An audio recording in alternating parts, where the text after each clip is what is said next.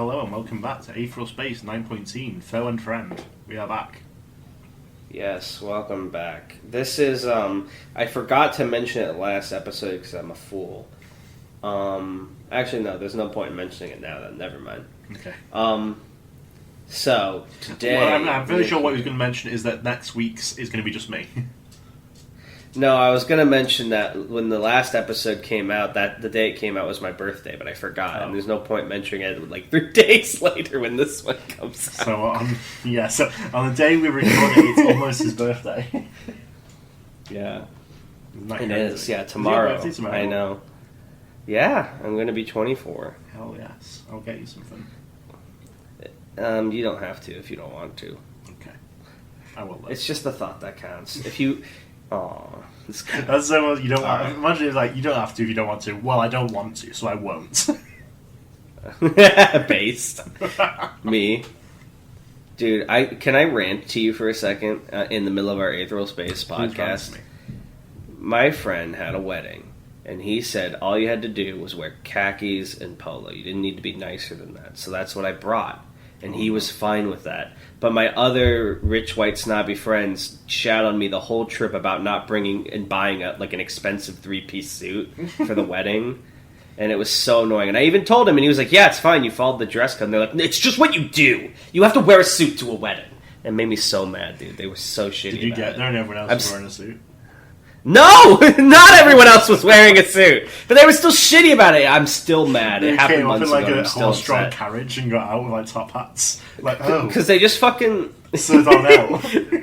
They made me feel like shit about it the whole time. It pissed me off. Anyway, rant over. We're here for Aetheral Space, not my personal life.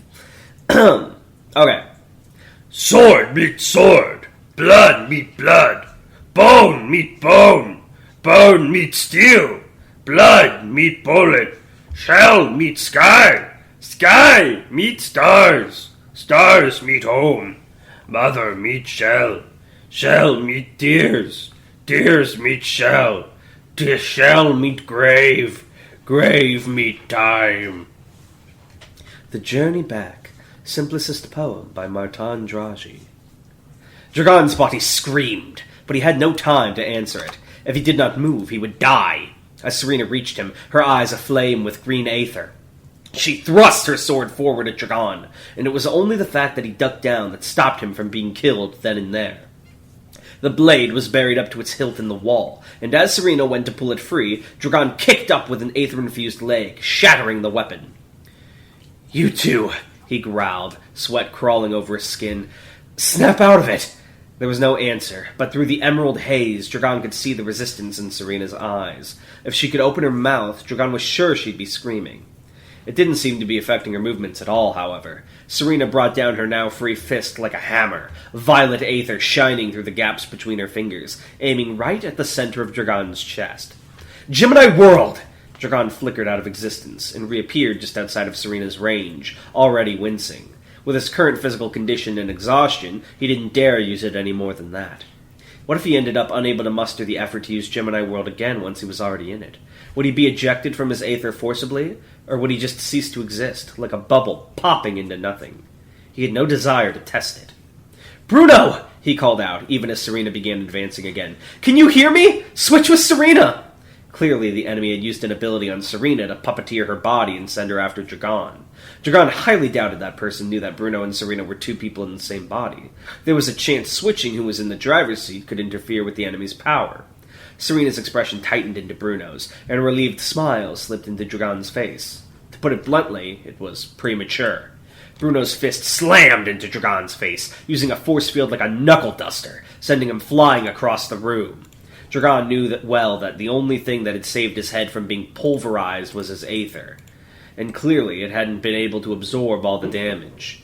Blood pooled out from the side of his face that Bruno had struck, and his vision was growing hazy in one eye.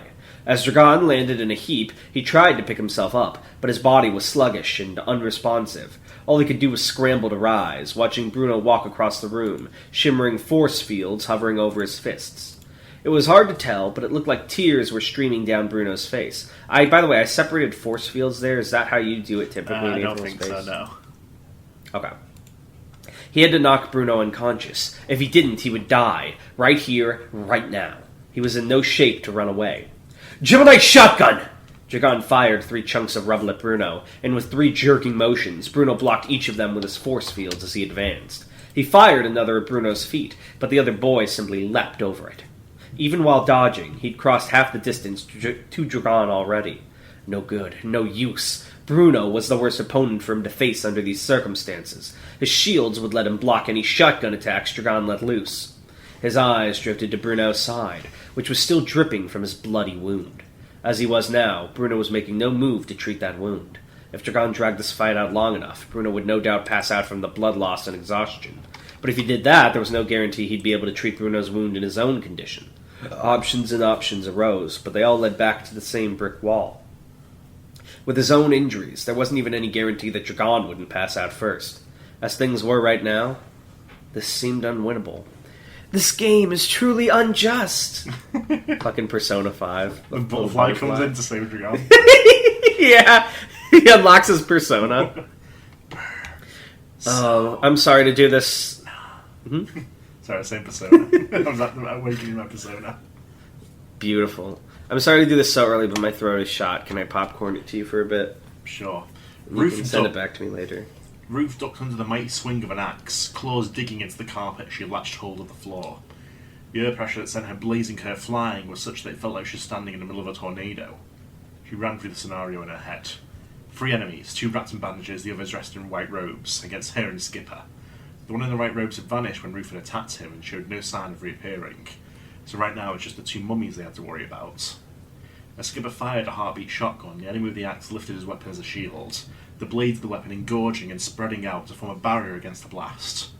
At the same time, his companion lashed out with his whip, the barred blade aimed right for Skipper's eyes.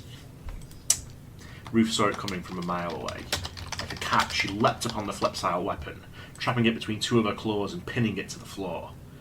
Her hand wriggled free of the clawed gauntlet, leaving it in place. It would reduce her fighting effectiveness, but at least she'd relieved one opponent of the weapon. "What are these guys?" Ruth asked, swinging her head up to face Skipper, who was still unleashing blast after blast, keeping the axe wielder stuck in place. "No clue," Skipper grunted, before blasting himself up to the ceiling. It was easy to see why. The axe wielder had suddenly flipped his weapon around, pointing the end of the hilt towards Skipper, as though it were a cannon. A beam of Scapper. His mentor. As though it were a cannon, a beam of light erupted from the hilt, eviscerating the space he'd just been occupying. If Dragon is badass Dragon, then Scapper is like shitty Skipper. Ruth saw the whip beneath her claws slacken as its owner abandoned it, instead charging right towards her, bloodshot eyes staring with feral promise. They now held no weapon, but danger unmistakably radiated from the still.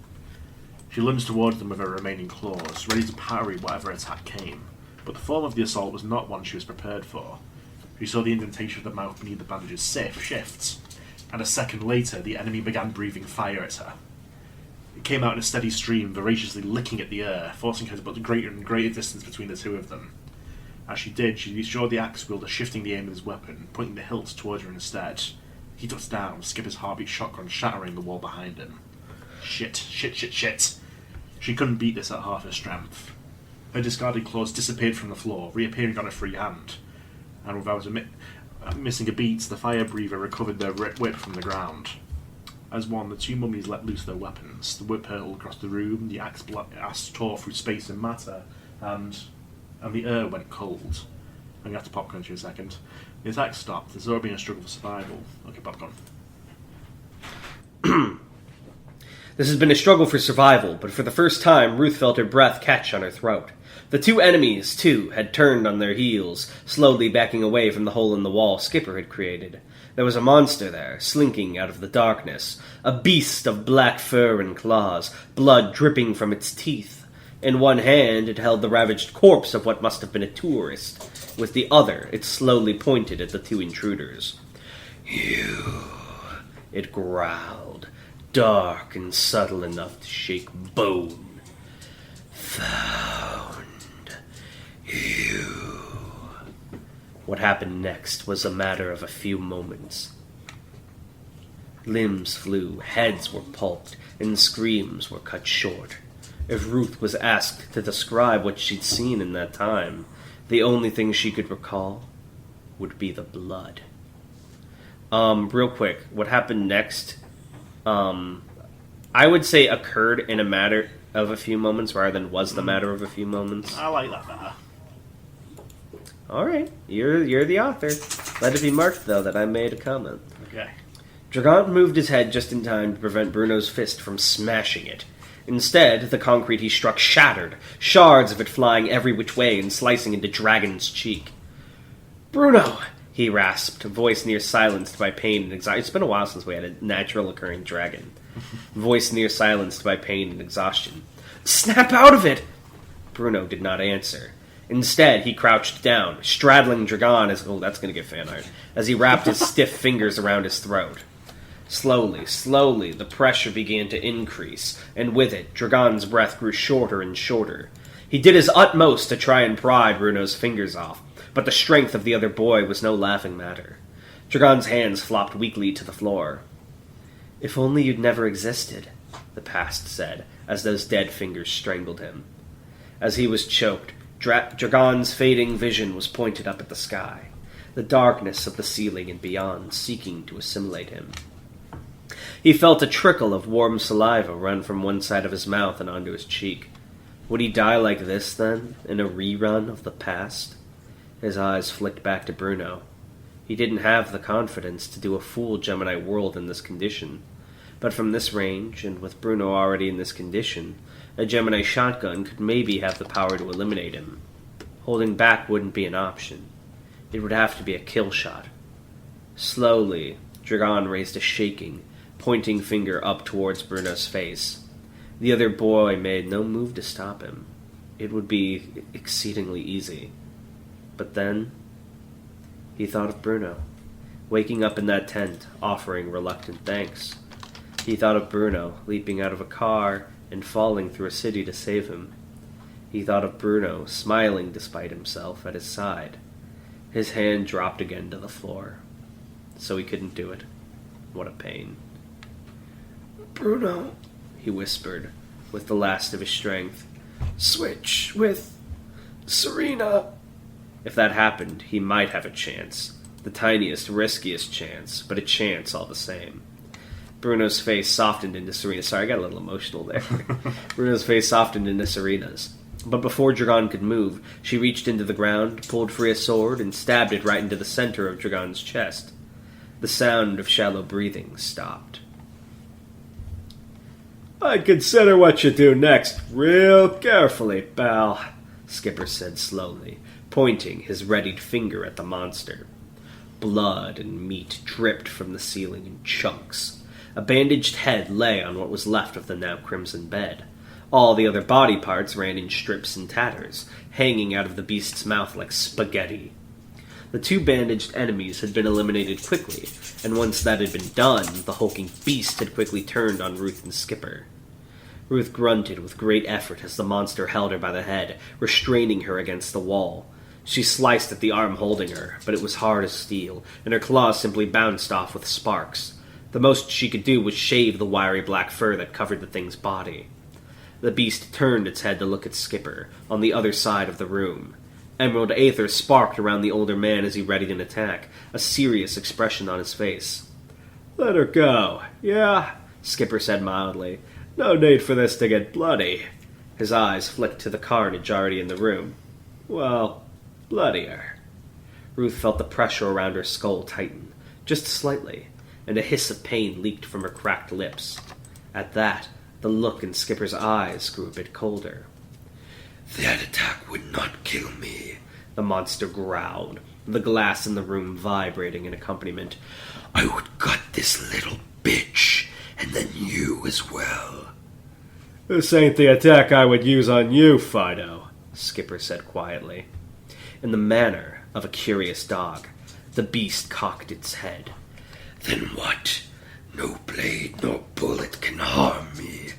It's pointless to..." Emerald aether boomed.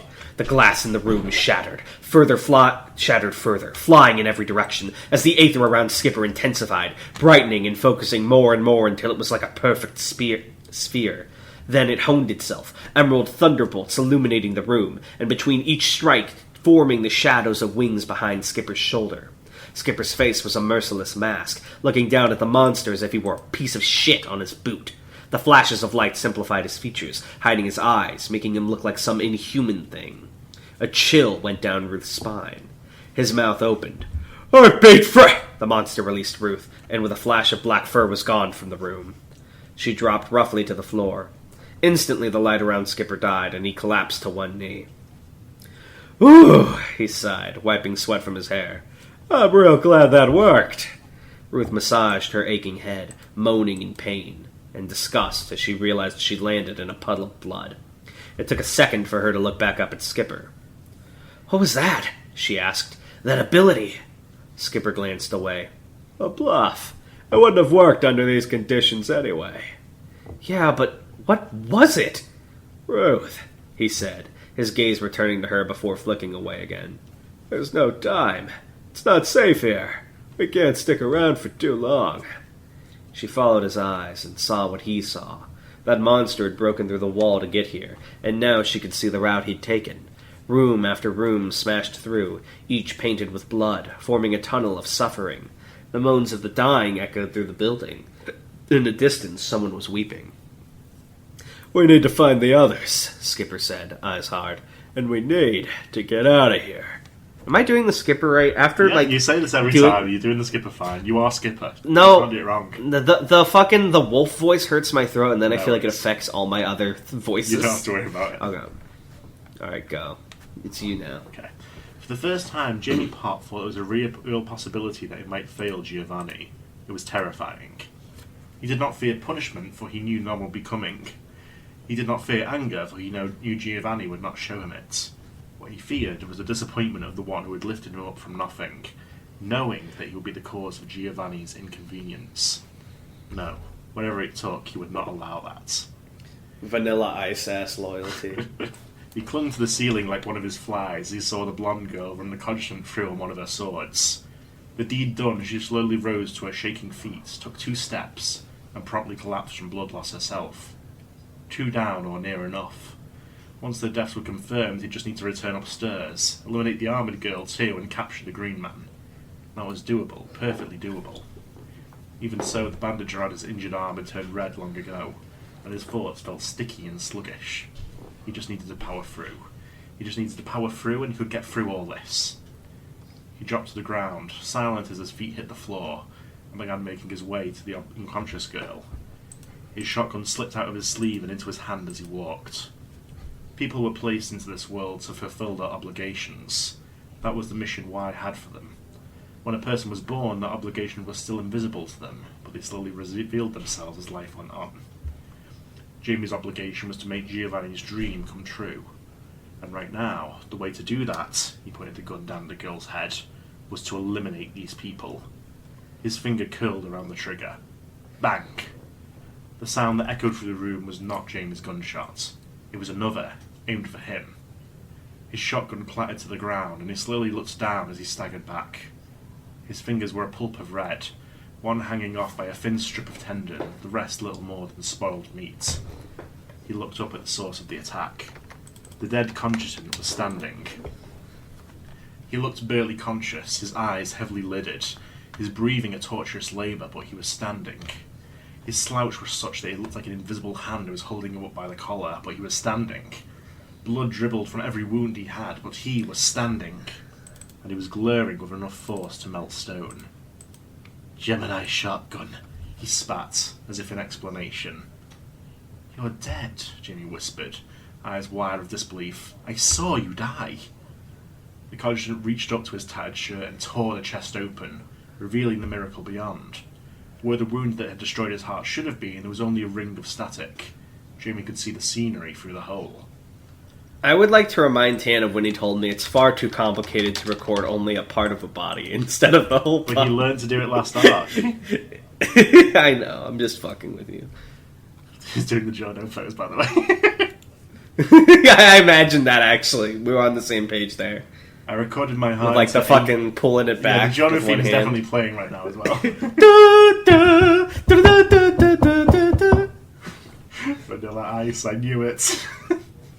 I recorded my heart into Aether as Serena struck me, he panted, slurring, as if the explanation was just another way to keep himself conscious. I realised, in the hallway your zombie was attacking a clock. It thought the ticking was a heartbeat, right? That's how your puppets detect life, by the heartbeat. So I stopped mine.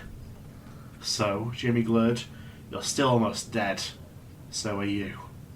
Even through the pain, a smirk spread across the Codgerton's pale lips. I wonder who can seal the deal first. Fair enough. What's your name? Jamie called out, genuinely curious. Codgerton's eyes narrowed. Dragon Adrian. You? Jamie Potts. So, what happens now? Now? Dragon took a stumble step forwards, the effort of it looking like it was almost enough to knock him down. Now I guess we kill each other. Fair enough, Jamie said again. This time out loud. You say that was a whole new sentence. Sorry, but I can't lose. There's someone I can't let down no matter what.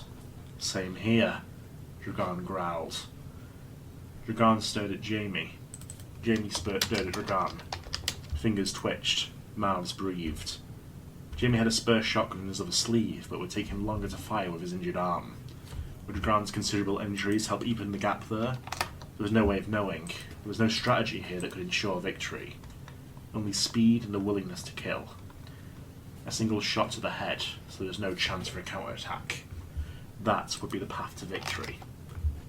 You know, Dragon said. Jamie grabbed the shotgun and fired. The blast, infused and enhanced with Aether, tore through the room as it zoomed towards Dragon. Forget the head, it would have been enough to annihilate the entire upper half of Dragon's body. That is, it would have been, if it had reached him. The blast fizzled away into electric blue Aether the second before it could hit his face. Dragon's expression didn't budge in the slightest. He continued his sentence. I never showed you how my first ability works, did I? Oh, I'm dead. Gemini shotgun. Dragon's words were an execution sentence. I like that. I think this is the first time a technique has ever been bolded in quotation marks. The blast, so that's pretty cool. Nice. The blast was as powerful as Jamie had hoped, and was only his last attempt to dodge that prevented him from being reduced to a red mist. Still, as the blast scraped across the front of his body, all meat and skin was scraped away, opening him for the world to see. He was dead before he hit the floor, and Dragon was unconscious before he hit the floor. That tin was badass. I'm serious. That was a straight up resolve fight. Oh my god. You really channeled some Part 5 energy in there in a good way. That was awesome, dude. Good job. Thank you. I was very proud of that. No, you should be. I'm being serious. That was really good. Since he's dead now, give us a fun fact about Jamie. Fun fact about Jamie. Give us something non-Giovanni related about his life. Like, I know he's like dedicated his life to Giovanni, but what's a fact about him unrelated to his like job or his relationship? He's lactose intolerant. Okay, I need more than that. He just died. Give us something meaty and humanizing. He was in the breeding program that produced him. He was one of triplets, but the other two died shortly after birth. Oh, he was the one survivor. Yes. Were his triplets the first people he ever reanimated? No, he was a baby. Oh. He dug up fetuses from the grave. Ah, my strongest warriors! Oh my god, these giant fetuses. Oh man. He had such a cool power. That was just a really cool fight all around. You really nailed that. Thank you. Alright. Everyone, thank you for watching. And next week, Will, like he said earlier, will be just Tan. But then I'll be back, because we managed to sneak in this one. Hopefully I'll be back anyway. No problem. Well, thank you for watching, everyone. See you later. Yeah. Bye. Bye.